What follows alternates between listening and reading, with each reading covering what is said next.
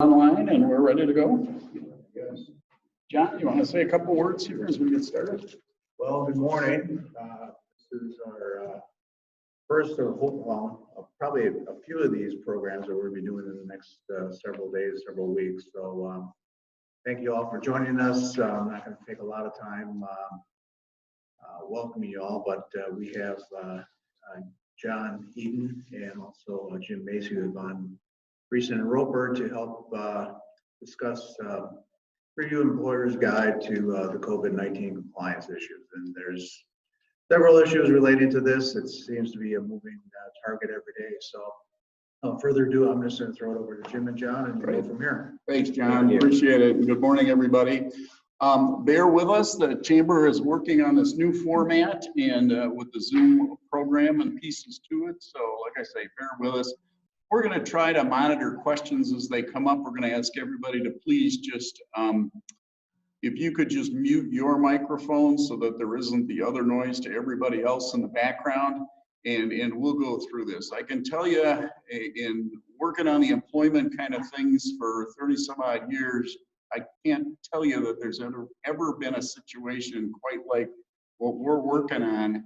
With all the questions and all the issues and all the unknowns that are out there. But at the same time, I can also tell you, and as John and I and our team are working with people every day, I've never seen such a good response from businesses and employees and others really saying, let's go after this thing. Let's get all the information that we can and let's beat this thing. So that's as encouraging as anything. Our goal today is to go through the different aspects of the new laws that are occurring. Primarily, we're going to talk about the Family First Act, which has to do with the extension of the Family and Medical Leave Act, along with the new paid sick leave benefit. Now, there was new guidance that came out even Saturday, so this is evolving as we speak. Separate and distinct, there's another law, the CARE Act, which is the trillions of federal money that's coming available to businesses. We have some other part of our team studying and working on question and answer pieces to that as we sit here today. And in talking to John, we fully anticipate shortly, within a short amount of time here, another program that some of our other team will come in and talk to you businesses just about the tax pieces of that and how we can apply those type of things. So as we go through this, I'll ask John if you could start a little bit and tell us a little bit about the background of the Family First Act. Yeah, happy to. I'll reach up here and advance the slide quickly.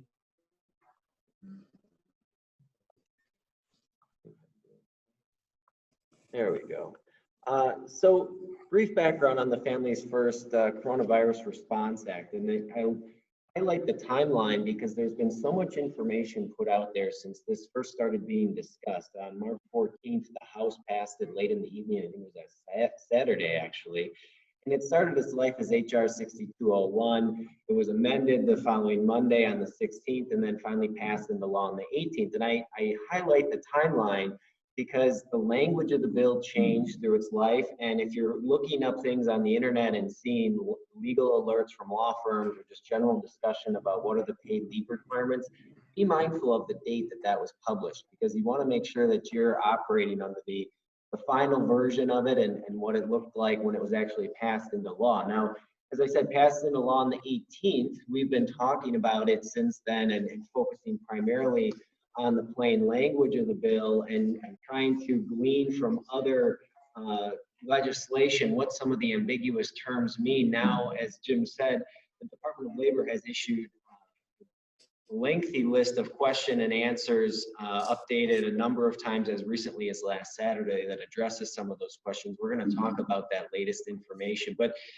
the point is, this is brand new legislation that was passed in a matter of days, and now the Department of Labor is coming in behind the plain language to kind of flesh out some of the nuance. So what we have now is different than what we had 2 days ago, which was different than what we had 2 days before that. And we might see some further evolution. Even though the effective date is on Wednesday, April 1, you want to be mindful of still keeping up to speed with what the DOL guidance is, amending your policies accordingly. But just to give an overview of what the Act provides, it applies to all private sector employers with less than 500 employees. That, unlike regular FMLA where you look back 20 consecutive weeks this calendar year, the preceding calendar year, that analysis doesn't apply to the expanded FMLA. It is whether or not you have less than 500 employees on the day that the employer, or excuse me, the employee requests leave. The effective date is April 1st, 2020, so coming up this Wednesday, and there's 3 key provisions in the Families First Act. That's the expanded FMLA rights. That's basically a new eligibility criteria to get employees access to the 12 weeks of FMLA leave. This is not a separate 12-week bank of leave. This is a new way to access that 12-week bank. So if you have an employee through your administration of FMLA who's used some of their regular FML, that will count against their expanded FMLA rights benefit. There's also an emergency sick leave provision that provides 2 weeks of paid sick leave. Jim's going to get into the details and criteria of that in a little bit. There's unemployment eligibility addressed. The federal bill basically just adds additional funding for the state administration of that benefit. We're seeing the state legislature work on updating eligibility, address some of the eligibility criteria to increase eligibility at this time. I don't know if the state legislature has met and eliminated the 1-week waiting period. I don't think they have not yet, which is a big deal, and it's a lot of money for Wisconsin right now. So this tension between the legislature and the governor is not helpful, but we're anticipating that'll get worked out hopefully this week. It's a big deal. Absolutely. There's some funding for COVID testing, and then also the DOL notices are a requirement under the Families First Act, and the DOL has published those notices that all employers should be putting up in the workplace. So just like I said, some of the key terms, how is an employer defined? The same definitions as under the regular FMLA. Question here about, we fielded a number of questions. We're going to highlight some of them here. What if a parent and a subsidiary combined is over 500 employees? And the answer is that the joint employer and integrated employer analysis under FMLA apply. And ironically, when we're doing the integrated employer analysis under regular FMLA, we're typically trying to break the businesses apart and say these are 2 standalone entities, each with less than 50 employees, or this one is not integrated and therefore these employees are not eligible. Now we're seeing employers, parents, and subsidiaries trying to combine to be in excess of that 500 number. But to answer the question, there's an integrated employer analysis. There's a separate joint employer analysis to see who has the liability or the responsibility to provide the paid leave. This is entirely fact specific. These are the elements that the DOL looks at. And it's basically on a day-to-day basis, are you and the related entity sharing some common resources, sharing management, sharing equipment, have common banking, accounting departments, and do you have one centralized HR function where you have one group of people that are making hiring, firing, training decisions for all the related workforces? To the extent that there's integration at that level, you're more likely to be seen as an integrated employer and all of the employees counting together for that calculation. But again, with the 500 employee threshold clearly designed to capture the majority of workforces in the country. So that, moving on to the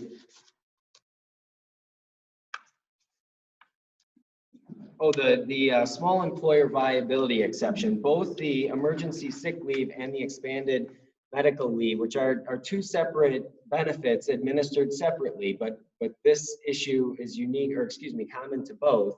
There is a small employer exception. That's defined as an employer with less than 50 employees.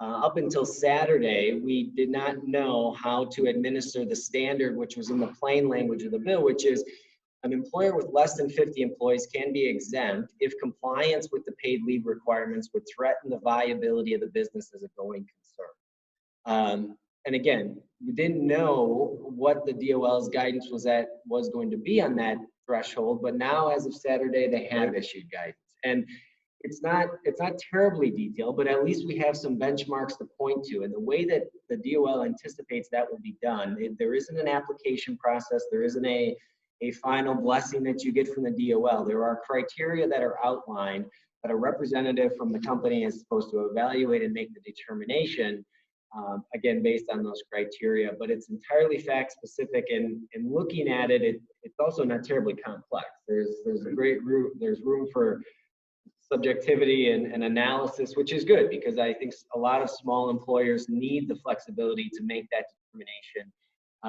And basically what the criteria look at is whether paying the benefit will eliminate the ability for the company to continue. Basically, right now, the cash flow doesn't allow for the company to administer the benefit, or that giving the benefit to these essential workers would allow you to not have essential employees. And that term, that's paraphrasing. If you're going to apply the look at the small business exemption, you should definitely seek legal counsel and administer the precise language of the test. But what it is aimed at capturing are companies that if their workforce were eligible for the benefits and these employees weren't showing up for work, that they wouldn't be able to continue. Did you have any other input on that which just came out? No, but I think it is helpful, and people can apply for that exemption and get that exemption. And again, it's just following the language of that as they make that effort. And then the other exemption, well, let's say we have a lot of small companies that say, you know what, we're not going to apply for the exemption, so we know we're covered, but we also might have some other people that are either first responders is one term that was used, and the other is whether they're going to be, healthcare professionals, providers, or emergency responders. So even if they decide they're going to want to be covered, there's those exemptions too, which are pretty broad, and we'll come back to that a little bit later. Yeah, just to touch on, because I said the word essential, there's some confusion between essential businesses and exemption to the Safer at Home Act and how that impacts employees or employers' eligibility or coverage under the FFCRA and the paid leave benefits. And those are two completely separate analyses.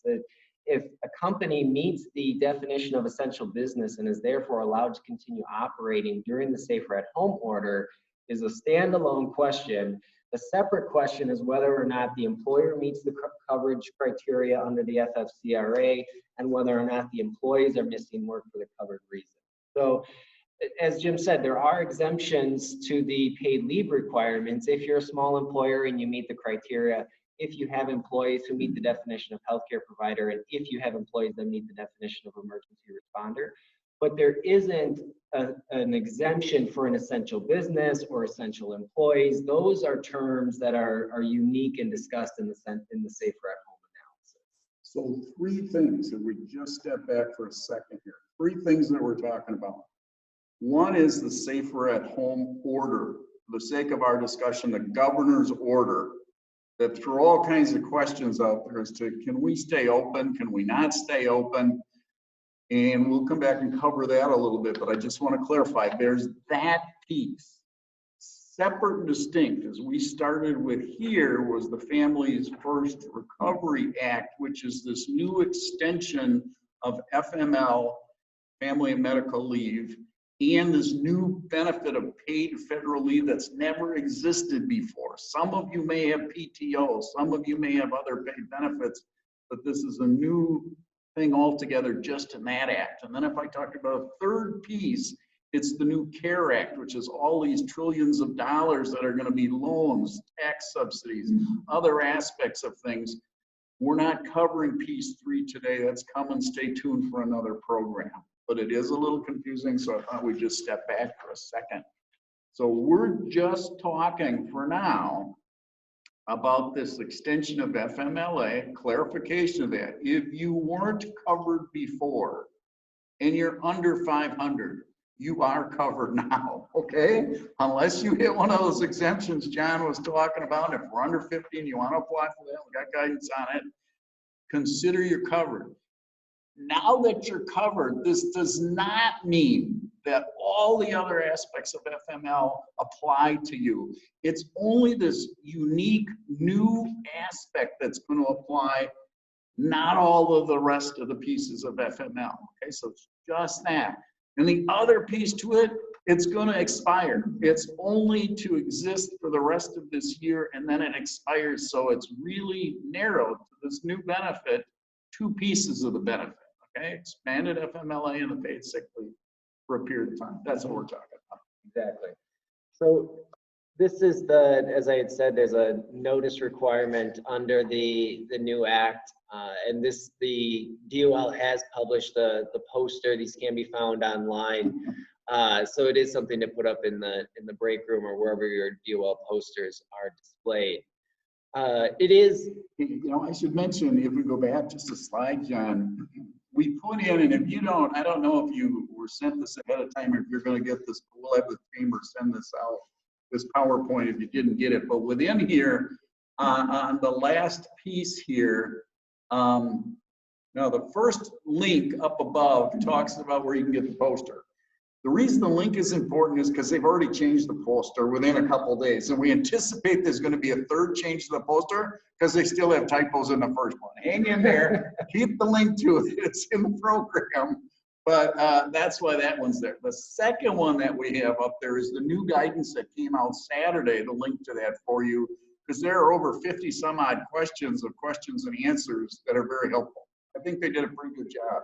they did, and they get into, we're going to talk about the overview of what the plain language says, but Q&A is worth a read, especially for those of you who are administering this benefit. It gets into intermittent application, it gets into substitution of other leave to make up the 1/3 difference. There are a lot of issues that I think that are common to people who have read this and are asking questions. Just like all DOL posters, it provides a great overview of the benefit, but it certainly isn't a replacement for a policy. It doesn't address the employer, a lot of the employer-centric considerations regarding administration enforcement and how this is integrated with your existing paid leave and FML policy. So to get into the, now shifting specifically to the expanded FMLA benefit, like I said, it is a new criteria to access the 12 weeks of FMLA leave. There is a single criteria for employees to be eligible for the expanded FMLA, and that is job protected leave for employees who are needed to care for a son or daughter under 18 because a school or place of childcare, daycare has been closed or the childcare provider is not available. So I think in the plain reading of this, it's to capture employees who need to stay home because their school or their daycare is closed. We've had questions about, what about a neighborhood child care provider who isn't subject to the state requirement to close, or it's more of an informal arrangement.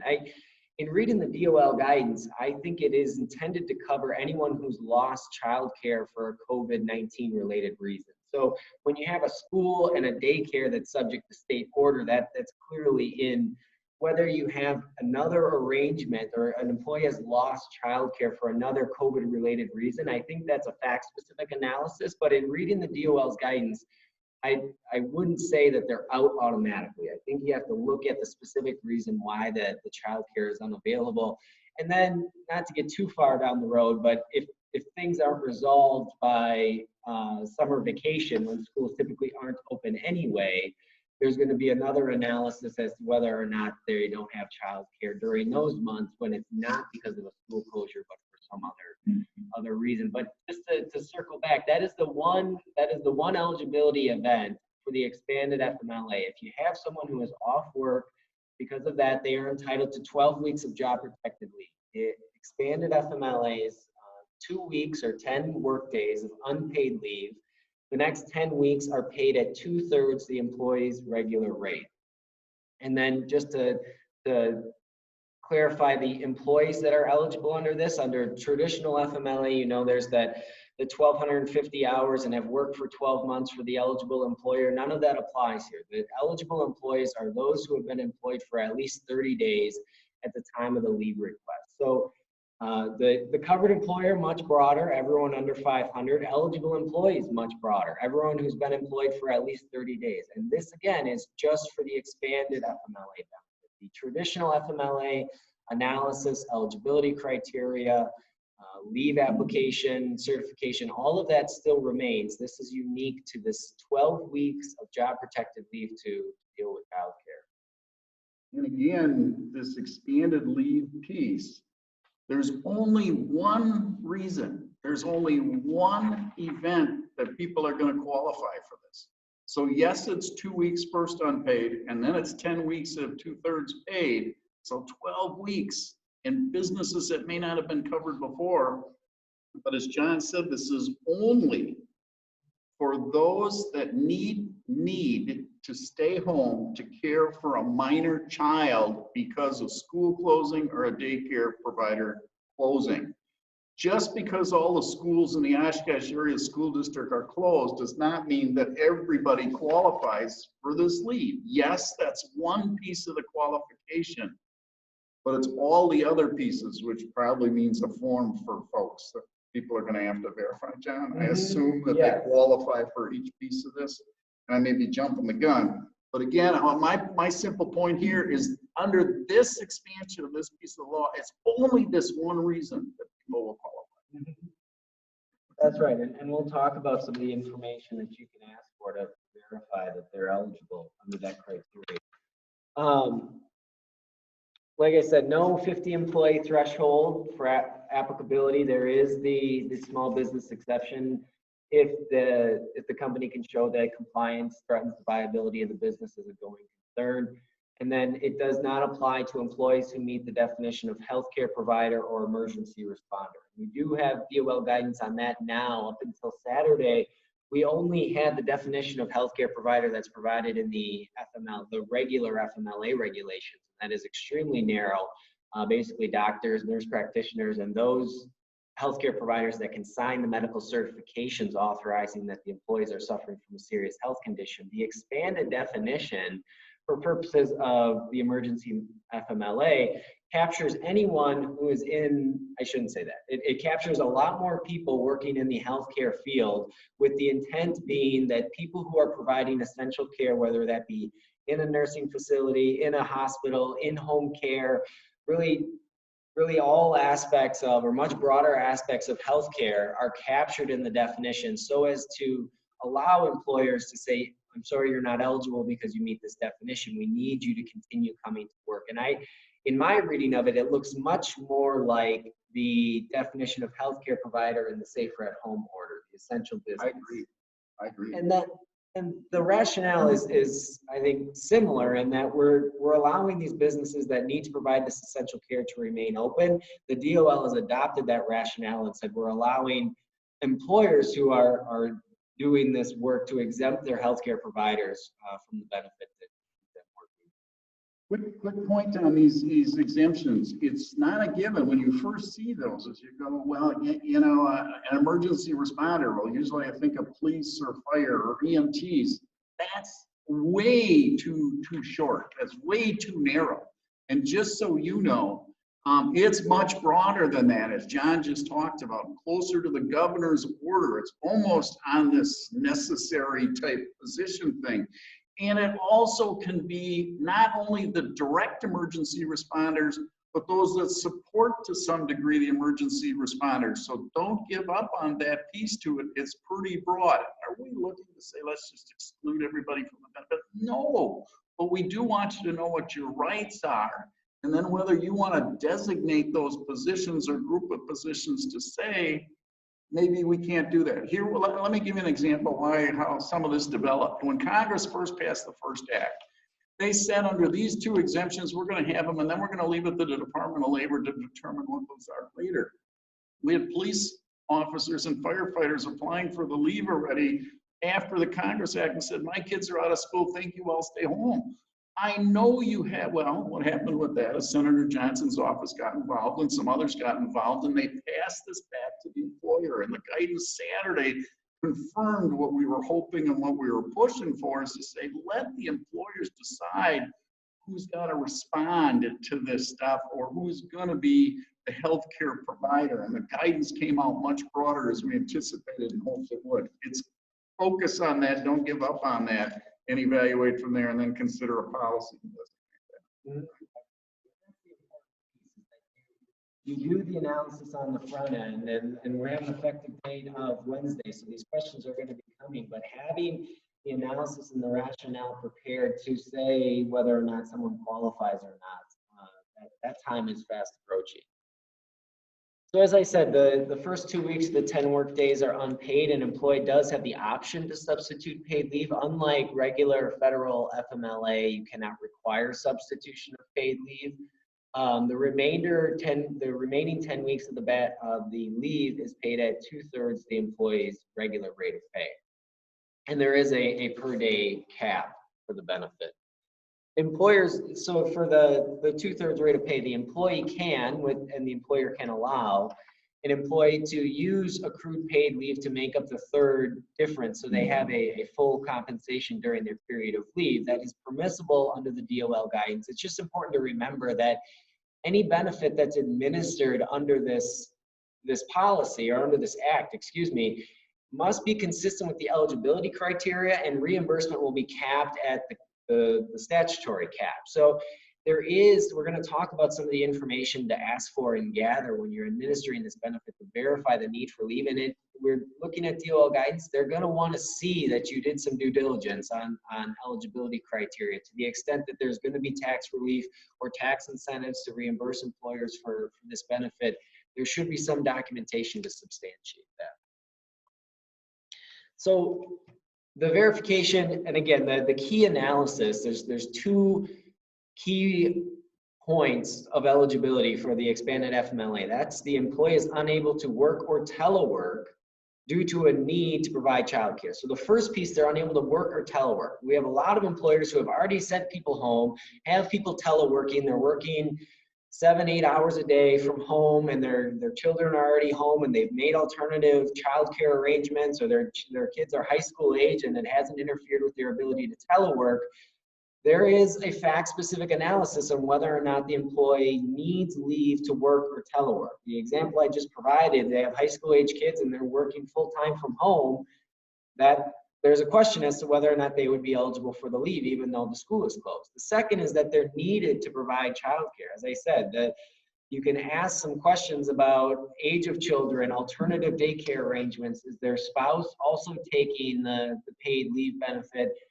And within reason. I mean, you can't ask for, give me the addresses of all known grandparents and their mental capacity to provide childcare in a 60-mile radius, but you can ask some questions to evaluate whether there is a need for that employee to provide childcare, or whether there are arrangements. Now, this analysis isn't a snapshot in time as of April 1. You can't say, we have someone teleworking for the last 2 weeks, and we know that the grandparents been watching the kids, so you're ineligible for the rest of the year. These fact scenarios and the relevant factors to consider can evolve as the ability to have this alternative childcare or the ability to work from home changes. So again, it isn't a one-time analysis, but each time an employee is requesting this leave, you certainly have the right to ask reasonable questions to verify that they meet the eligibility criteria. Okay. As John had said, this is going to come into play April 1st. Some of the original information suggested April 7th. We don't know why the Department of Labor changed it to April Fool's Day, but they did. And we'll leave it to their discretion as to why they picked that particular day. That being said, whatever happens now before April 1st isn't going to be retroactive, and the guidance did make that clear to us, and we anticipated that would be the case. But it's not going to be retroactive as far as that goes. So to the degree somebody may be on layoff already, they're not going to qualify for this benefit as it comes into play. Guidance has told us that. If you decide to put them out and they take the leave under this aspect of it, and you then lay them off, they're no longer going to qualify, although they might have been qualified for it. They're no longer going to qualify for that once they're put into a layoff status. Again, the benefits, the one John just talked about and the one I'm going to talk about, are available to those that have work available and they lose that opportunity. Okay. So let's talk about the second benefit now, not the expansion of the FMLA, but the brand new benefit, whether it's controversial or not, it's a paid federal benefit that didn't exist before. 2 weeks, 10 days, actually, or 2 weeks, I should say, of the paid leave. For full-time people, it's 80 hours. So you pay your people, and full-time status is 37.5 hours. And do you prorate that now based on the fact that this says 40, which suggests 80 and suggests 40 a week? No, not necessarily. I wish the guidance would have been more clear, John. It wasn't as clear as we'd like, but it sure seems to suggest that if you designate people as full-time, they're going to get 80 hours regardless of how many hours you consider full-time or not. Just a heads up on that. Might there be further clarification? Maybe, but right now the safer bet is that if you designate as full-time, it's going to be the 80 hours that they're going to get, okay?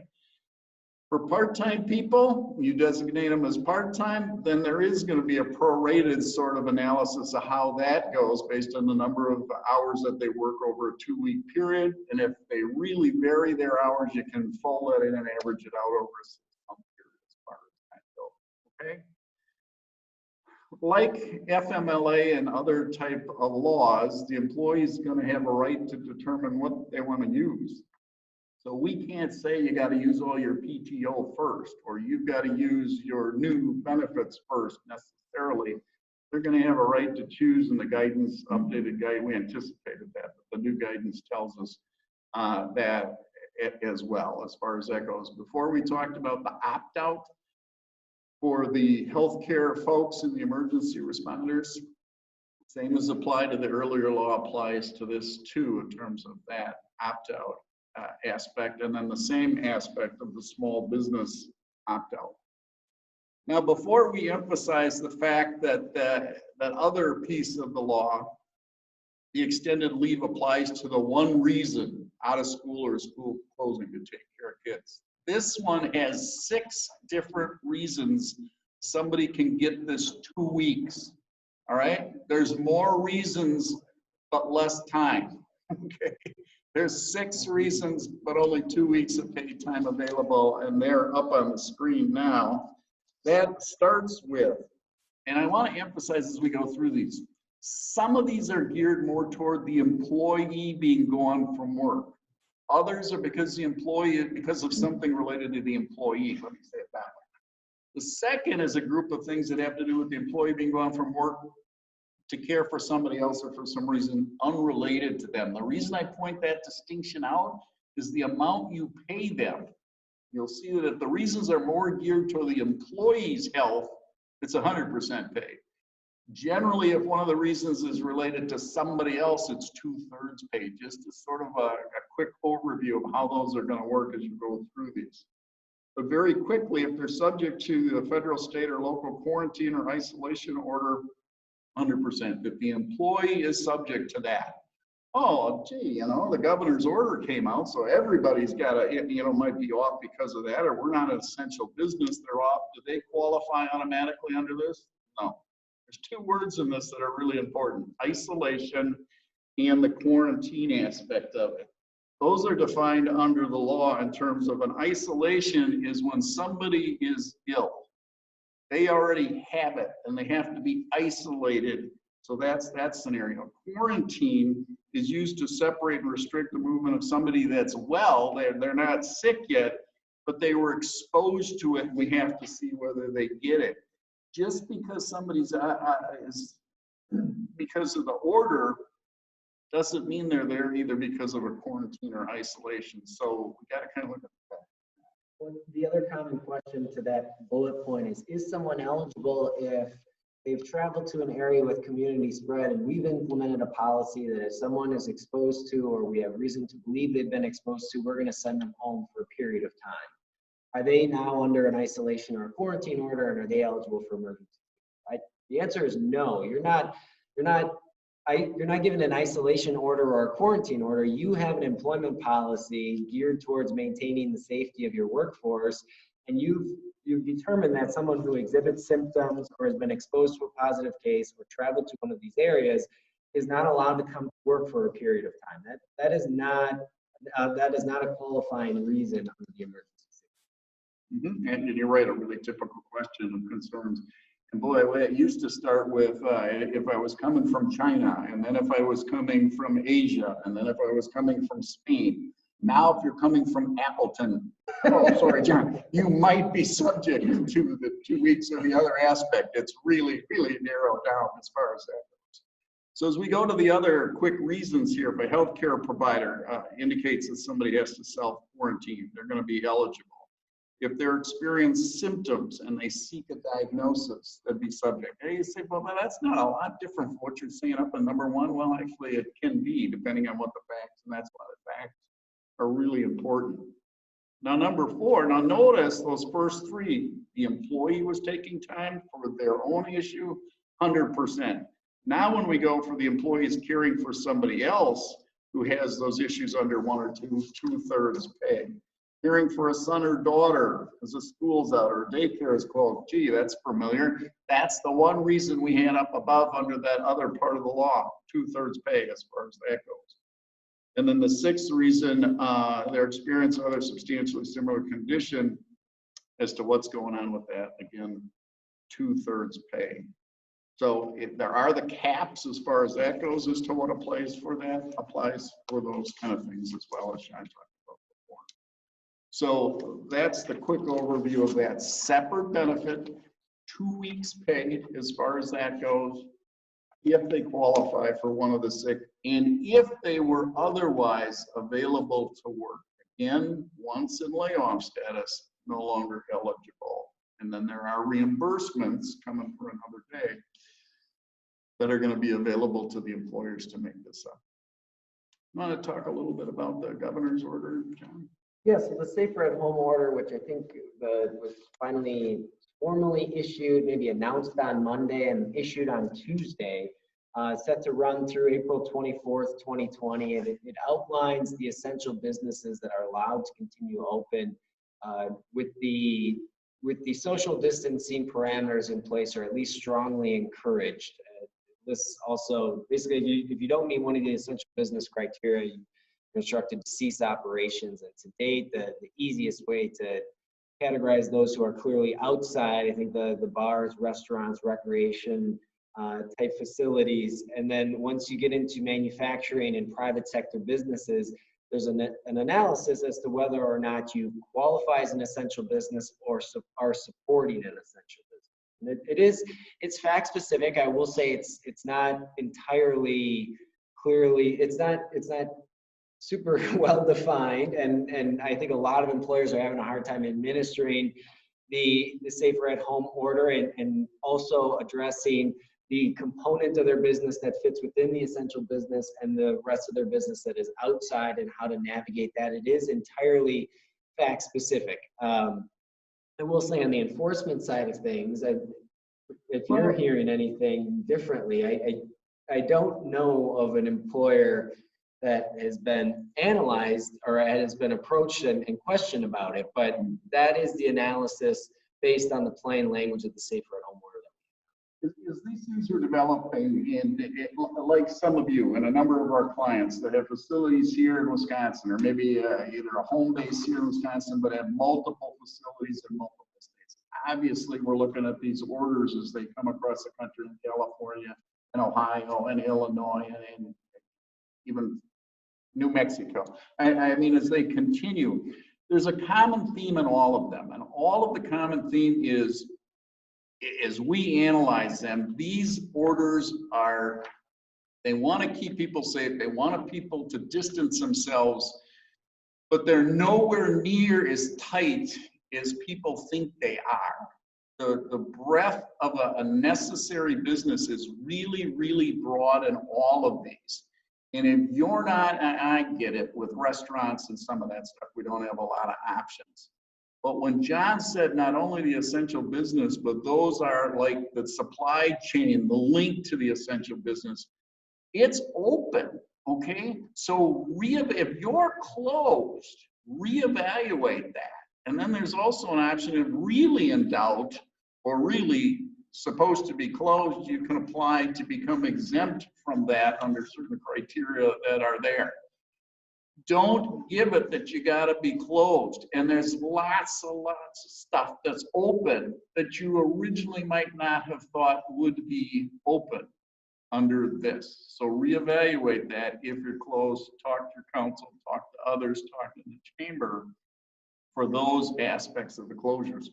And other things that have come up under this is, do employees then have to have their papers to run around so they can go to Costco?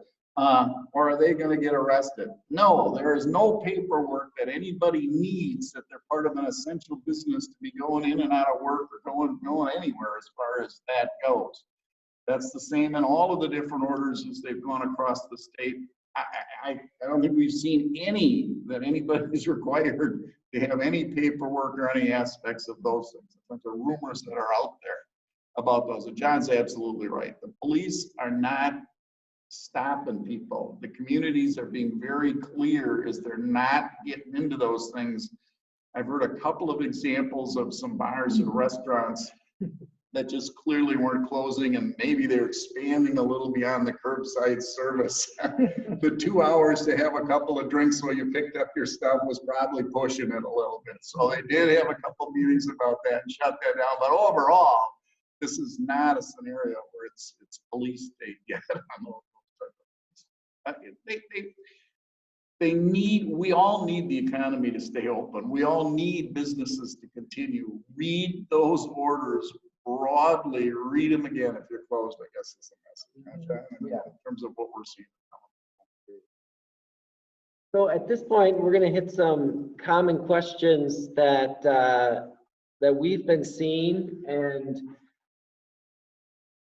then maybe be able to find some of the audience questions on here. But these are the ones that we're seeing most frequently. Our employee, the first one here, our employee is concerned he could catch coronavirus and wants to stay at home and be paid. So a really common question and a common issue for a lot of employers. They meet the definition of essential business.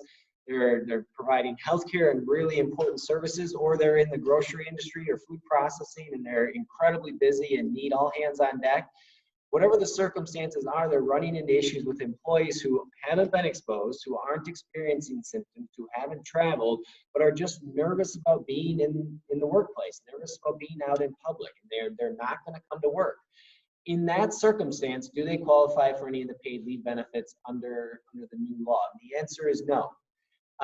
Again, not to rehash what Jim said, but we're looking at people who've been ordered to isolate or quarantine, or who are experiencing symptoms and are seeking a medical diagnosis. Just general fear about catching the coronavirus and not wanting to be in the workplace is not an eligible event.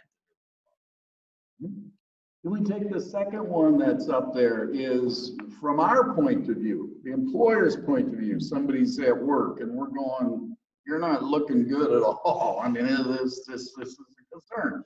And to what degree can you send somebody home?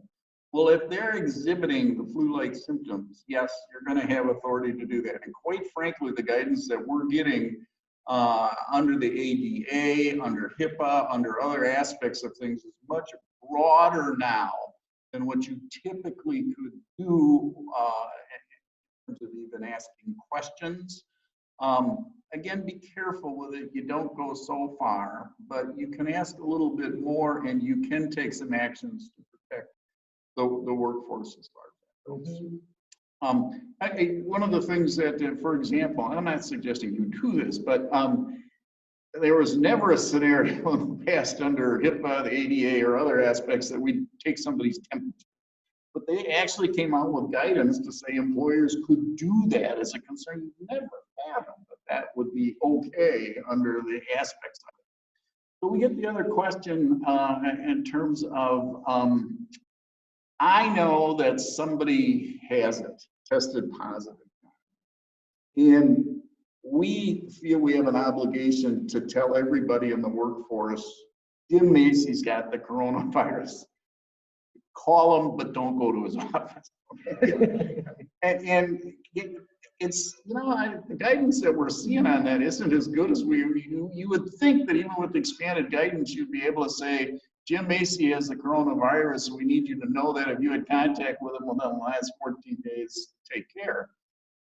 That aside, so far, no, we can't say that's personal medical information. We can't go that far, but we have to give enough information that we had an exposure in the last office down the hall. No, not even that specific, but enough information that we can protect people. That's right, and just to echo about DOC guidance, they've been extremely broad in allowing employers to investigate not only where employees have been outside of the workplace, but allowing them to conduct that investigation and ask people and inform people without disclosing the individual's name. Keep the people who are unhealthy or suspected to be unhealthy out of the workplace and limit exposure. The last question on this slide, do I have to continue benefits while the employee is off of work? The answer is yes. The same benefit continuation provisions under the FMLA apply for the expanded benefit, and you do have to continue benefits while someone's out on the 2-week emergency sick leave. So my child is age 17, is at home because high school is closed. Can I take paid sick leave? Maybe. How about that for an answer? Again, it is one of the issues that it's a minor, okay? It's age 17, so it is a minor. It is because school is closed. But I don't know yet if you would have had work otherwise available under these facts. If somebody under these facts is already laid off, they're not going to get that benefit. And unless they qualify for the other aspects within that reason that time covered before, they may or may not get it. So you really need to go back to the verification form that you might be developing. You got to ask a few more questions. Next question, I've directed an employee not to come into work and to self-quarantine because of his travel to Spain. Do I have to provide paid sick leave? And this is the question that I addressed earlier. I wouldn't use in your policy or in your communication to the employee that they're being sent home to self-quarantine. I think your policy addresses when employees should be at work, what they should tell their employers. It's completely permissible to ask for disclosure of travel plans and disclosure of exposure. And if they're not allowed into the workplace, that it's not designated a quarantine, but that they, per your policy, are to come back to work for whatever period of time. And a number of you probably had this scenario with the number of leaves and other things that were going on, the plans for regular spring breaks and holidays and other aspects. This develops so fast within a couple of weeks. You know, even if I stay in the country, you know, if there's video of your employees down on the beaches in Florida, that may be an issue today. That may not have been an issue as much as even 3 weeks ago. And it is appropriate to say we can't take the risk and we may have to have people off, and then they may or they may not qualify for the paid leave aspect of it. So it's unfortunate, but it's a safety thing. And the other aspect, it's a decision thing. If I decide to take my family with everything going on, like potential exposure, well, there's some responsibility that goes with that. So the employer's not necessarily all the bad guy in that to say we got to protect the rest of the employer as far as that goes. So, next question is the pre-employment drug testing site is closed. So, but we do testing, and can I make a conditional offer? What kind of risk do I have if I hire somebody and bring them in even though I didn't do the testing? Well, that's happening, quite frankly. There's more of that going on, and you're going to be able to still do your testing later. You might extend that time period for some of the background check stuff, some of the other typical stuff that you might do, certainly the medical testing. Comment on the medical testing. You know, there are a lot of reasons you may have asked for medical verification in the past. And they've really asked us to emphasize you're going to have to trust a little bit more than to saying, I'm going to need a doctor's excuse for that from your doctor, because they are, quite frankly, just overwhelmed is what they're telling us. And if it's just somebody says, you know, they had the common cold or the other and they missed some time, well, they probably did, but to send them in for a doctor's excuse over that, you may want to just ease up a little bit on that, just for now, just in the short term. Did you want to jump back to the top or see if we have some questions? We could check questions.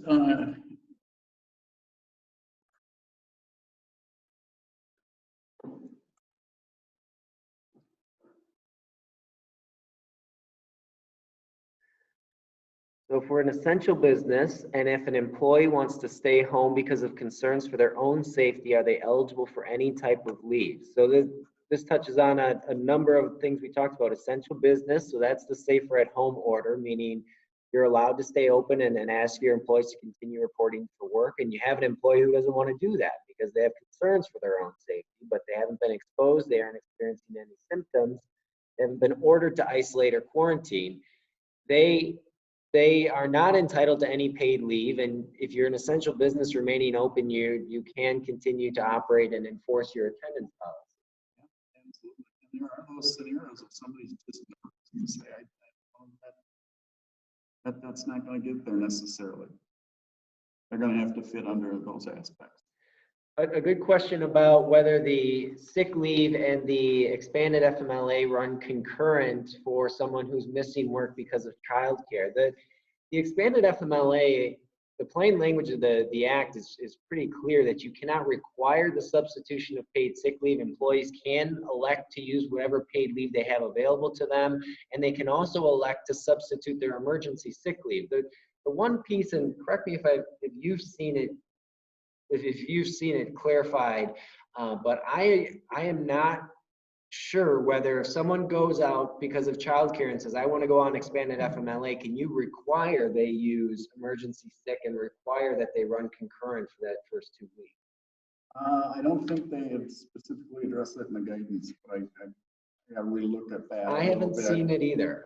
The general guidance that I've been operating, or the understanding that I've been operating under the plain language of the act and what I've seen in guidance, is that the first 2 weeks is unpaid under the expanded family medical leave, but the employees have the option to substitute all available paid leave, including their emergency. Right, and I think it's up to the employee to do that. So right. The other things that are related to that, where the guidance did help us a little bit, is if they take the 2/3, they're the 2/3 pay, can they supplement because you give some other PTO or some other aspect to make up that other 1/3? And what the guidance is telling us is that's up to your policy as to whether or not you want to do that or not. If you work that out with the employee to make them whole, you're not going to get all of the credit. You're going to get the credit for the 2/3 back from the government, but the other third is going to be kind of up to you as far as that goes. Let's take a minute, John, too, because I see a question on intermittent leave, and we should talk about that just for a minute too, and how's that apply? Yeah, the guidance does say that intermittent usage is permitted. They talk about it in a way that's agreeable between the employee and the employer. So I don't think it, and given the new law, they haven't developed detailed guidance on intermittent leave usage the same way they have with regular FMLA. But the question is, can employees use it intermittently? And the answer is yes. If an employee is unable to work, it's important to point out that even if using intermittent, the eligibility criteria still applies. So if an employee who was a full-time employee in the office was working 40 hours a week, but we've been able to accommodate them with telework, but due to the nature of their position and the work available and the limitations of teleworking, they're really only working 5 hours a day. Now, can the employee use intermittent FMLA to fill out the remaining schedule of what otherwise would be full-time? And the DOL guidance says no, they're not missing that balance of hours because of an eligible reason. They're just not being scheduled for that balance of hours. Key here is under the state law, the employee had a little bit more rights to use intermittent leave. Under federal law, not so much a right before, and I'm talking about before this act was passed. It had to do more with an agreement and a little more of a practice, a little more of a policy from our end as to whether or not we wanted to allow it under the federal law aspect. This is a federal law expansion. And I think the guidance was really good and helpful on this. I thought, quite frankly, more direct than we usually see the guidance to say, if you agree as part of the agreement with the employee that you want to do that and it works for you, great. If you don't agree, no. So the person may say on Monday, Wednesdays, and Fridays, I'm going to take the leave because I need to be home because my kid is home and I need to take care of my minor children. My spouse is going to do Tuesdays and Thursdays. You can say no. I mean, that may be a great accommodation that it works, but it's only if you agree to that aspect. Now, if you have both employees working for you, oh, great. Now what do I do? Does that mean that I just now have the 80 times 2 applied to me? Yeah, probably. Quite frankly, is where that's going to go. We don't have the same language within this act that we do under the other FMLA piece of things that let you separate that. That's not in this law. So heads up, there might be twice as much if both work for you. Looking at a couple other questions that we're getting us there. They're rolling in on this. Got a couple more minutes for a couple other. Someone asked if they can have the PowerPoint. We will circulate the PowerPoint after the presentation.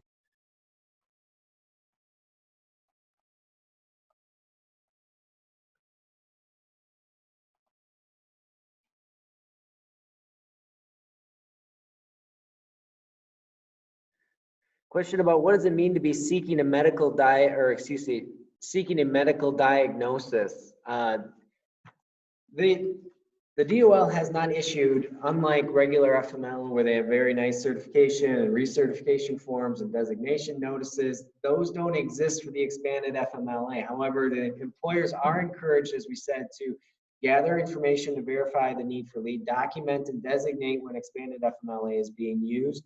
And I think part of that investigation process and information gathering is a request for a medical order, isolation or quarantine order. Now, it doesn't necessarily have to be from the treating physician who made the final opinion, but some sort of medical documentation to substantiate the need for leave.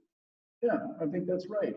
And what that's going to bring up is, where are you with your forms?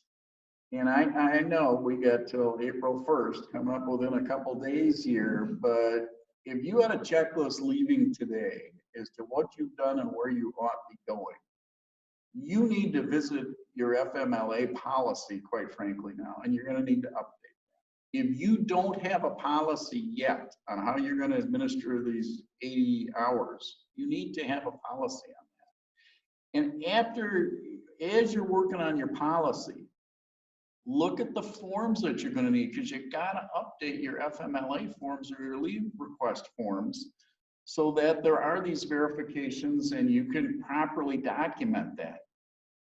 That's going to be really important because there's a lot of money involved in terms of reimbursements aside from the scheduling issue. And I know we mentioned that in passing just a little bit, but all of that documentation is going to be really helpful. So you really want to come away from this today getting those things in place. If you don't, within your policies, as you're looking at that, take a look at, does it matter whether or not you're going to be exempt under 50 and you're going to apply for that exemption with the Department of Labor?